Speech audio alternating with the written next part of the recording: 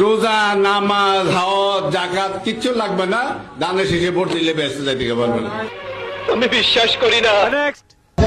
হযরত মুহাম্মদ সাল্লাল্লাহু আলাইহি ওয়াসাল্লাম পরে যদি কোনো ব্যক্তি থাকে, মা হাতে মা পরে যদি কোনো ব্যক্তি থাকে, সে আমি মনে করি আমার দেশ নেত্রী মা বেগম খালেদা জিয়া।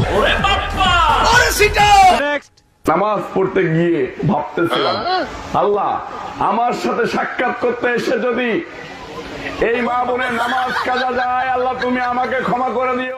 আপনি তো সেলসেলায় বেচতে যাবেন। আমাকে যদি ফাঁকি দেন, এটা ফাঁকি দিবেন আল্লাহকে, আর আল্লাহকে যদি ফাঁকি দেন, এইটা বিএনপির উপরে নেত্রী অসুস্থ, এই গজব আপনাদের উপরে পড়বে। বলেন কি?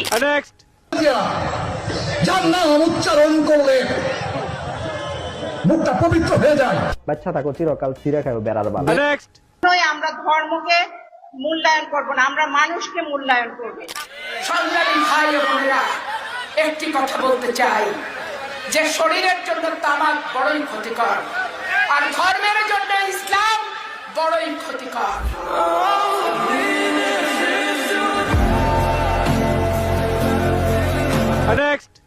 আমরা নামাজ, রোজা, হজ, যাকাত যদি করি, আমরা যদি ইবাদত সঠিকভাবে করতে পারি, তাহলে আমরা পরকালে জান্নাত পাবো।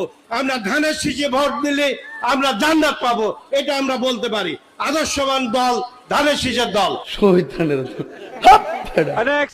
আমরা যদি আমাদের যে অধিকার, আমাদের যে আমানত, যদি আমরা মিন্টু সাহেবকে যদি ভোট না দিই, তাহলে আমরা কি আমরা গুনাহগার হব?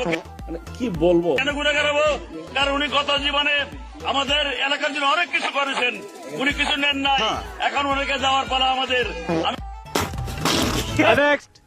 আল্লাহর হুকুম, এই দেশে 12 তারিখ নির্বাচন হবে, বিএনপি এই দেশে নেতৃত্ব দিবে, তারেক রহমান প্রধানমন্ত্রী হবে, আপনারা আমাকে নির্বাচিত করবেন। সবগুলো ফেল।